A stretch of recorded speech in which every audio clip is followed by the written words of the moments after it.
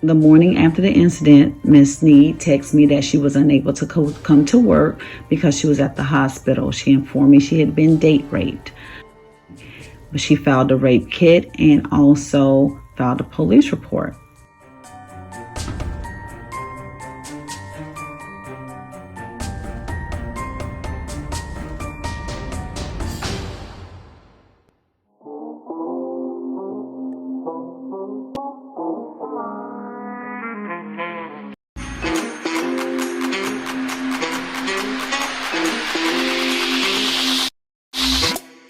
Bring it back.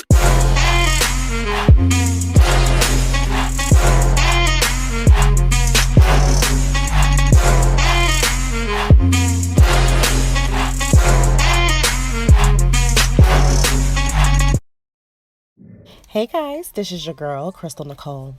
So in today's video, we are going to be talking about Miss Tatasnead Snead, the second alleged victim of Dominique Williams. Now, for those of you who do not remember who Mrs. Snead is or her story, Miss Snead claims that she went out on a first date with Mr. Williams, where she claims she was also allegedly drugged and date raped at his home.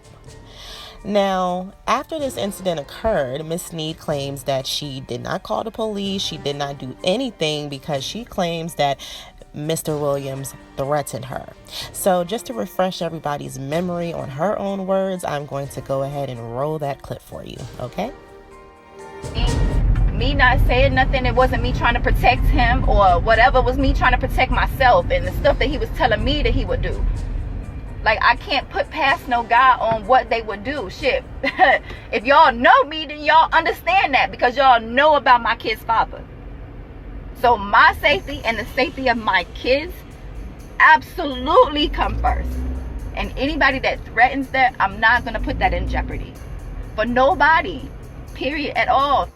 So Mrs. Snead only decided to come forward after jasmineeiland had already hired civil suit attorneys to go after the club, which caused a lot of people to really doubt her story and what she had to say. And of course, they wondered how come she never said anything beforehand, which is why she did this video to try to address some of these questions that people had. Now, the next story that was going around about Mrs. Snead is that she continued to date Mr. Williams after this alleged incident occurred. Now, the prosecutor is saying that Mrs. Snead is now denying that she ever continued to date Mr. Williams. She claims that this day was the last day she saw him, except for the time that he showed up at her job. The same job that she called out on the day that this alleged incident occurred. So I actually spoke to the boss of that job that she was working at to find out what she had to say or what she knew about what allegedly happened that day or what Miss Snead had told her. And she actually told me a totally different story than what Mrs. Snead is actually claiming now. So let's hear what she had to say. The morning after the incident, Miss Snead texted me that she was unable to come to work because she was at the hospital. She informed me she had been date raped.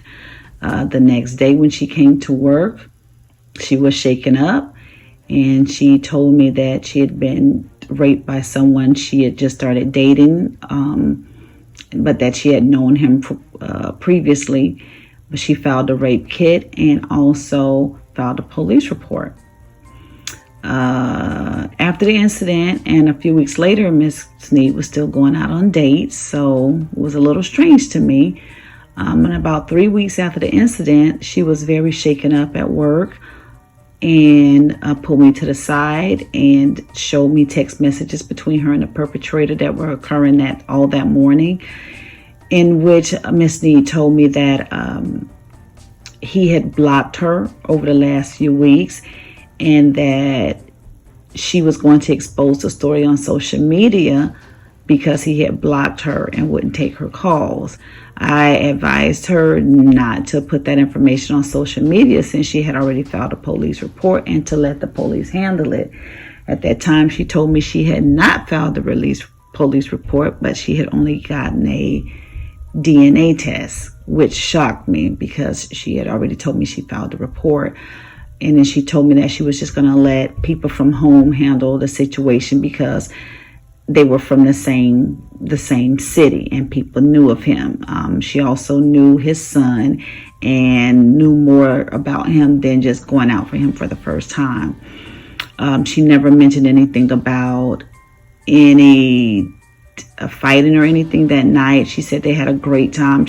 There is a little bit more information to this, but that's probably the most I care to disclose at this point about the situation. I've seen all type of personalities over the last year, and those of which she attacked me with no provocation or any type of cooperation with the court case herself. So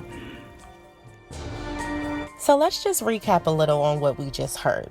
Now, Tata's ex-boss said that when she called out of work that day, she claimed that she was at the hospital, she had gotten a rape kit done, she had filed a police report, and then a couple of days to a week later, you're out on another date, which confuses your boss because she's wondering, how could you possibly be on another date when you just claimed you were date raped, less than a week ago?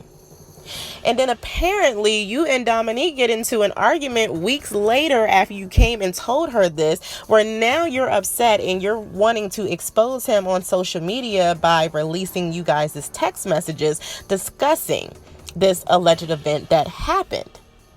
And then you tell her that, oh, by the way, I haven't filed a police report. I just went to go get a DNA test done, which confuses her even more. Like, well, then why did you lie about it in the first place?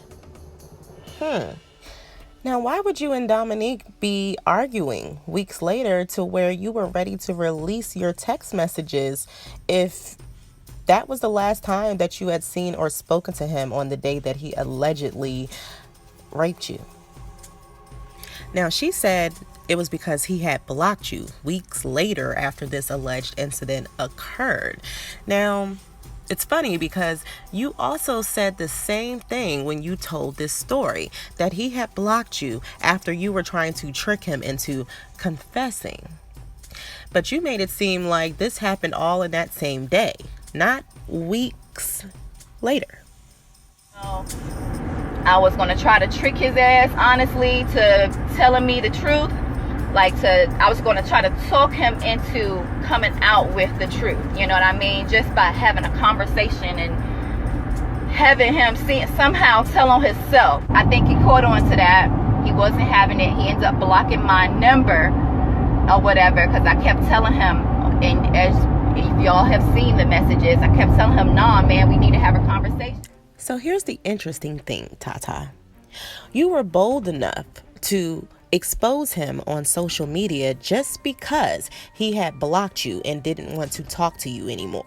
But originally you stated that you did not report him at all because he had threatened you, and the safety of you and your kids will always come first, and you would never do anything to jeopardize that because you can't put past what any nigga would do because you've already dealt with plenty of niggas like that. Because remember your ex?